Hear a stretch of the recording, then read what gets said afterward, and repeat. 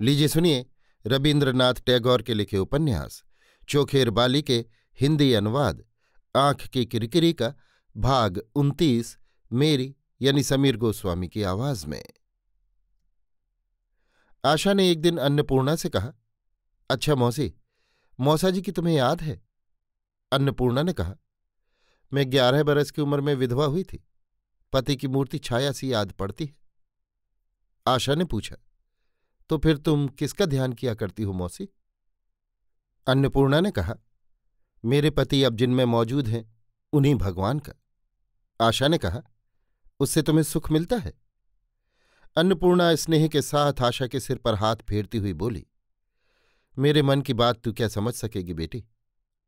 ये तो मेरा मन जानता है या वही जानते हैं जिनका मैं ध्यान करती हूं। आशा अपने मन में सोचने लगी, मैं जिनकी बात रात दिन सोचा करती हूं वे क्या मेरे मन की बात नहीं जानते? मैं तो अच्छी तरह चिट्ठी नहीं लिख सकती, इसलिए नहीं लिख सकी, पर उन्होंने क्यों चिट्ठी लिखना छोड़ दिया? आशा को कई दिनों से महेंद्र की कोई चिट्ठी नहीं मिली। एक गहरी सांस लेकर फिर वो मन ही मन सोचने लगी, आंख की किरकिरी अगर पास में होती तो वो मेरे मन की बात सब ठीक तरह से लिख देती। भद्दी लिखावट की तुच्छ चिट्ठी पति के पास जाएगी तो वो आदर नहीं पाएगी, इस बात का ख्याल करके चिट्ठी लिखने को आशा का हाथ ही नहीं उठता। वो जितना ही संभाल संभाल कर लिखना चाहती उतने ही उसके अक्षर बिगड़ जाते। मन की बात को वो जितना ही ज्यादा सजा सजा कर लिखने की कोशिश करती उतने ही उसके वाक्य अधूरे रह जाते, 1000 कोशिश करने पर भी पूरे नहीं होते। अगर सिर्फ एक शब्द श्री चरणेषु लिखकर उसके नीचे अपना नाम लिख देने से महेंद्र अंतर्यामी देवता की तरह उसके मन की सब बातें समझ जाता तो आशा का चिट्ठी लिखना सार्थक हो जाता। विधाता ने इतना प्रेम दिया, जरा सी भाषा क्यों नहीं दी? मंदिर से संध्या आरती के बाद घर लौटकर आशा अन्नपूर्णा के पैरों के पास बैठी धीरे धीरे उनके पैरों पर हाथ फेरने लगी। बहुत देर चुप रहने के बाद वो बोली, मौसी, तुम जो कहा करती हो पति की देवता के समान सेवा करना स्त्री का धर्म है, पर जो स्त्री मूर्ख है, जिसकी बुद्धि नहीं, जानती नहीं कि कैसे पति की सेवा की जाती है, उसे क्या करना चाहिए? अन्नपूर्णा कुछ देर तक आशा के मुंह की तरफ देखती रही, फिर एक गहरी किंतु दबी हुई सांस लेकर बोली, बेटी, मैं भी तो मूर्ख हूं, फिर भी तो मैं भगवान की सेवा किया करती हूं।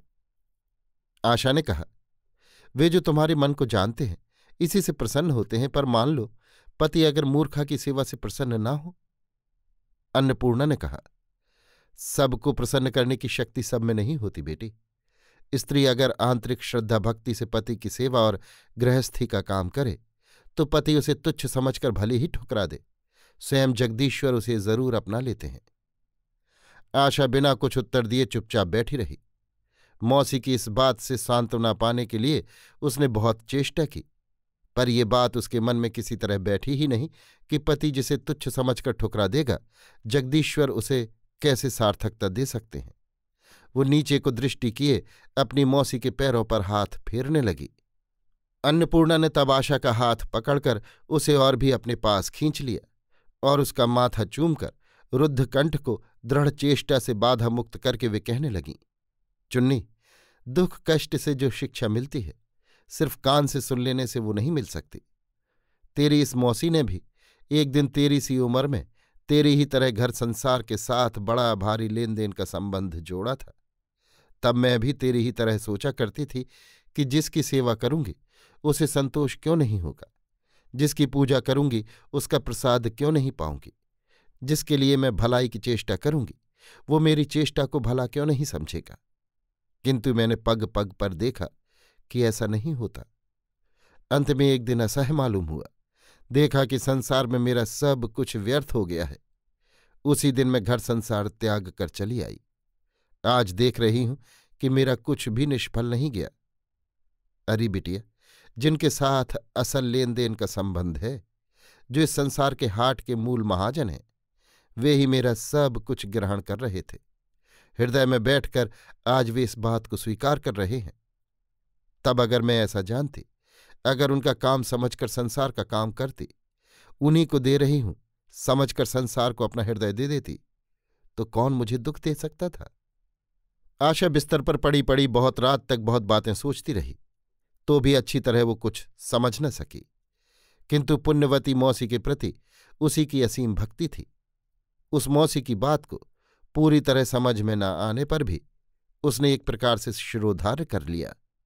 मौसी ने समस्त संसार से ऊपर जिन्हें हृदय में स्थान दिया है, उनके लिए उसने अंधकार में बिस्तर से उठकर बैठकर ढोक देकर प्रणाम किया और कहा, मैं बालिका हूं, मैं तुम्हें नहीं जानती। मैं केवल अपने पति को जानती हूं, इसके लिए मेरा कोई अपराध न लेना प्रभु।